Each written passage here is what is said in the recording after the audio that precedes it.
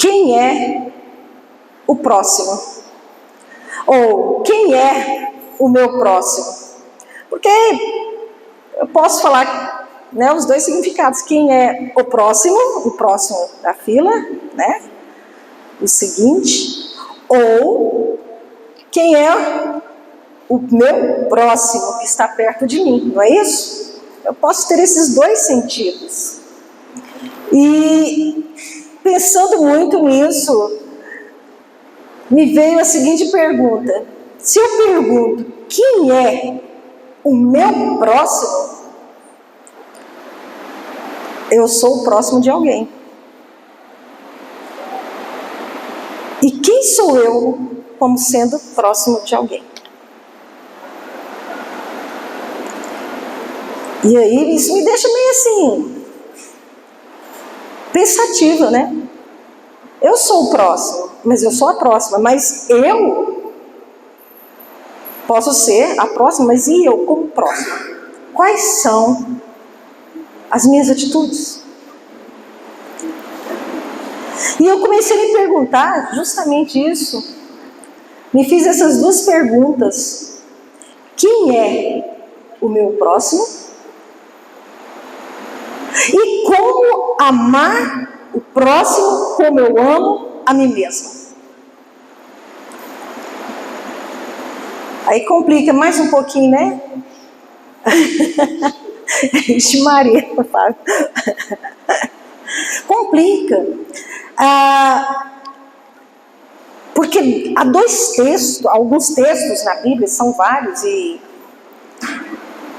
eu queria falar só dois deles nesse momento, mas lá em Levíticos, lá no capítulo 19, você nem precisa abrir, mas pode abrir, que agora nós temos um negócio aí que é rapidinho, Levíticos 19 e 18, em que fala que nós, isso é uma ordenança do Senhor, né, que nós não devemos procurar vingança, nem guardar a ira contra os filhos do seu povo, mas ame o seu próximo como você ama a si mesmo. Eu sou o Senhor. Olha que sinuca. Lá em 1 João, primeira carta de João, capítulo 3, versículo 11, diz assim que nós devemos amar uns aos outros, porque nós temos ouvido isso e temos aprendido isso desde o princípio. Foi isso que nós temos. Então não é nada novo, isso não é novo. Amar o outro não é novo.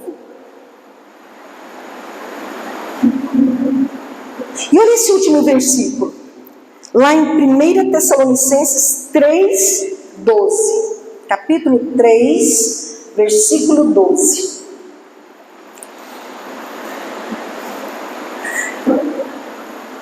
E o Senhor faça com que cresça e aumente o amor de uns para com os outros e para com todos, como também o nosso amor por vocês. E isso me deixou pensativa. Aí eu me perguntei justamente isso. E agora? Como que eu, sendo a próxima ou próxima de alguém, posso ser amada e amar o que está do meu lado, o próximo? E os ensinamentos que nos trazem, que nós devemos transbordar. Pode tirar esse texto. Então são duas perguntas que a gente tem que saber. É essa pergunta que eu devo fazer? E como eu devo responder essa pergunta?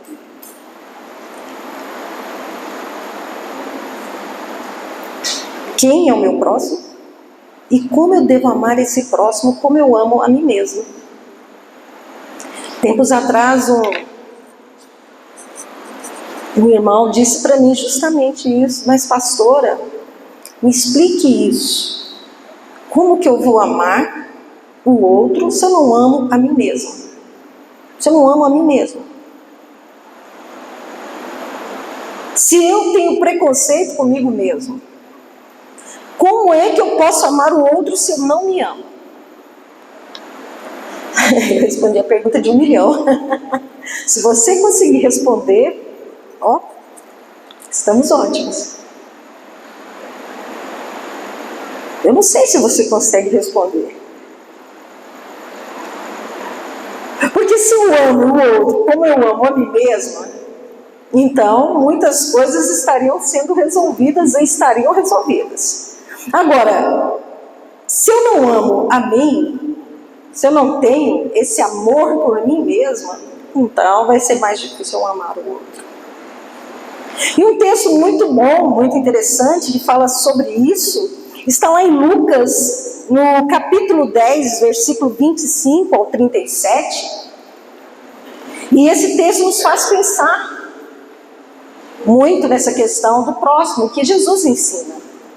Né? A parábola do bom samaritano. E alguns personagens aí nessa parábola, e parábolas, sempre que Jesus contava uma parábola, era a forma mais fácil de trazer entendimento às pessoas, porque ficava fácil delas entenderem. Então ele trazia como exemplos. Então, olha só o que diz o texto. Eis que certo homem, intérprete da lei, então era alguém estudioso,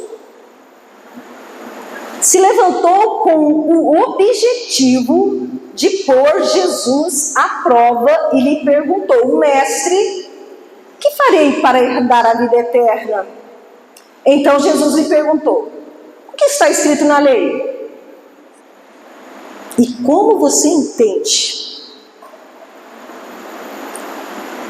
A isso ele respondeu: ame o Senhor seu Deus de todo o seu coração, de toda a sua alma, com todas as suas forças e todo o seu entendimento, e ame o próximo como você ama a si mesmo. Então Jesus lhe disse: você respondeu corretamente, faça isso e você viverá.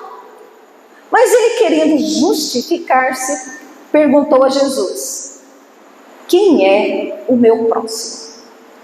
Jesus prosseguiu dizendo: um homem descia de Jerusalém para Jericó e caiu nas mãos de alguns ladrões. Estes, depois de lhe tirar a roupa e lhe causar muitos ferimentos, retiraram-se, deixando-o semi-morto. Por casualidade, um sacerdote estava descendo por aquele mesmo caminho e, vendo aquele homem, passou de largo. De igual modo, um levita descia por aquele lugar e, vendo-o, passou de largo. Certo samaritano que seguia o seu caminho passou perto do homem e, vendo-o, compadeceu-se dele. E, aproximando-se, fez curativos nos ferimentos dele, aplicando-lhes óleo e vinho. E depois colocou aquele homem sobre o seu próprio animal, levou-o para uma hospedaria e tratou dele. No dia seguinte, separou 2 denários e os entregou ao hospedeiro, dizendo: cuide deste homem, e se você gastar algo a mais, farei o reembolso quando eu voltar. Então Jesus perguntou: qual desses 3 lhe parece ter sido o próximo? De quem? Do homem que caiu nas mãos dos ladrões. O intérprete da lei respondeu: o que usou de misericórdia com ele. Então Jesus disse: vá e faça o mesmo. E a primeira coisa que nós vamos aprendendo é que o primeiro personagem que vai aparecendo, e eu gosto muito de Lucas, porque vocês sabem que Lucas era um médico, né? Todos sabem disso, né? E como médico, Lucas escreve algumas coisas no texto e que nós não vemos em outros evangelhos. Ele é mais detalhista.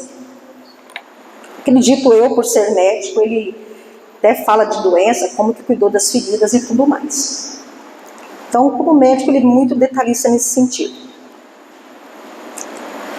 E aí nós vemos alguns personagens, e o primeiro que aparece é esse intérprete da lei. E olha só, Jesus mostra a ele e quer saber dele o quanto que ele conhece. Porque como intérprete da lei, ele é um estudioso. Ele não é só aquela pessoa que pega o que tinha lá nas mãos deles, da Bíblia, do Pentateuco, aliás, da Torá, né? O Pentateuco, alguns profetas que eles tinham, provavelmente Jó, provavelmente Isaías, que são livros mais antigos, e é o que eles liam, o que eles estudavam, o que eles sabiam. Eles não tinham tudo isso aqui bonitinho, do jeito que nós temos, dividido em livros, em capítulos, em versículos, porque isso tudo é recente. É para nós entendermos melhor, não era assim.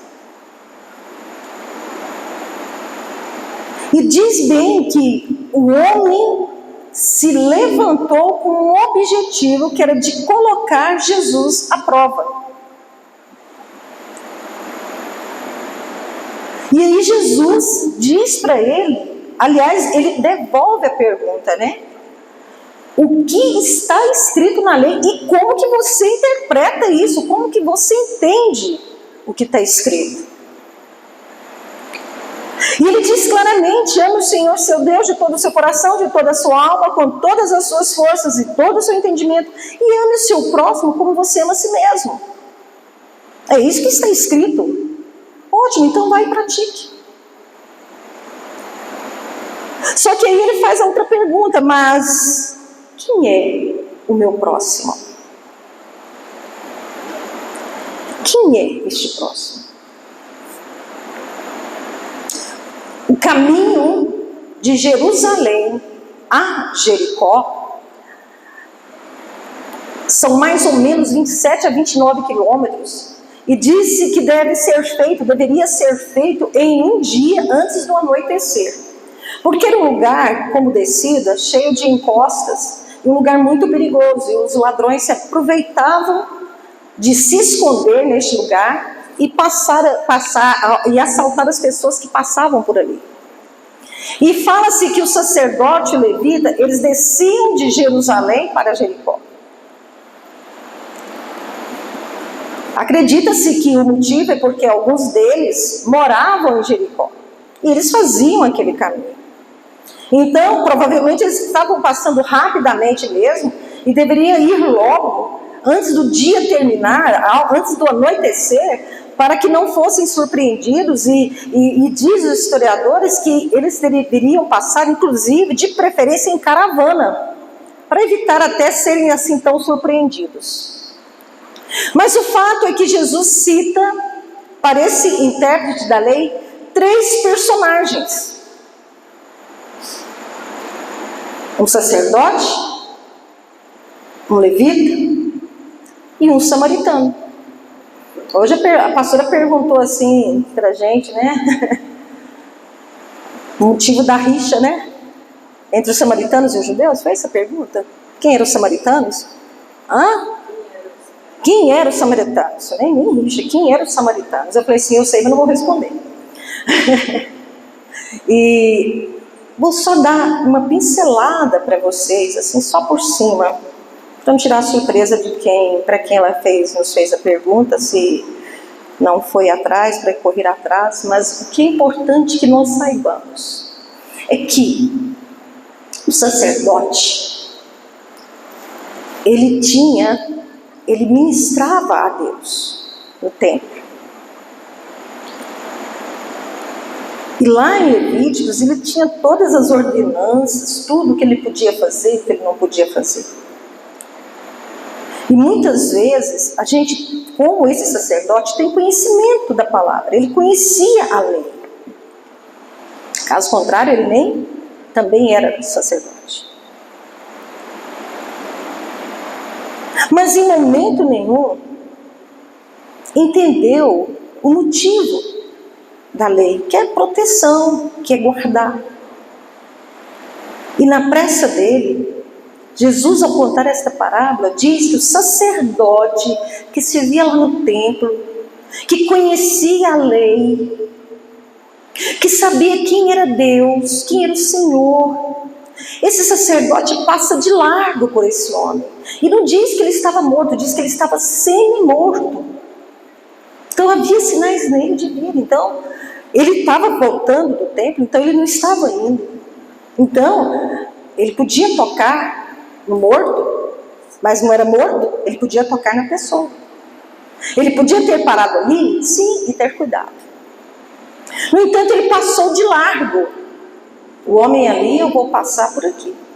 Não quero nem saber que eu estou com pressa. Passa a seguir o levita, que auxiliava o sacerdote no templo, nos afazeres. Aliás, o levita tinha um trabalho muito pesado, de fazer a limpeza toda daquele sangue todo no templo, tudo. Ele tinha esse trabalho pesado, de preparar tudo. E também o levita, conhecedor também de tudo, da lei, ele passa de largo. E quem para é um samaritano. E para surpresa daquele intérprete da lei, Jesus usa o samaritano, o exemplo de um samaritano. Que isso era um absurdo. Porque os judeus não se davam bem com os samaritanos. Por motivos étnicos, porque os samaritanos se misturaram com outros povos, que Deus pediu para não se misturarem. Eles se misturaram. Por motivos religiosos, porque eles tinham o local que eles acreditavam que era o local certo da adoração, e os judeus não. Os samaritanos só estudavam a Torá e só criam na Torá e nada mais além da Torá, que é o Pentateuco. Os samaritanos, por problemas históricos mesmo, eles também havia uma hostilidade entre os dois grupos, devido ao cativeiro na Babilônia e tudo mais. Os samaritanos receberam permissão para reconstruir o templo e os muros de Jerusalém. E aí vamos ver essa história toda lá em Neemias, lá em Esdras. Mas o fato é que havia essa rivalidade entre judeus e samaritanos, e isso aumentou mais ainda quando Esdras e Neemias procuraram enfatizar o zelo da pureza do povo judeu remanescente do cativeiro.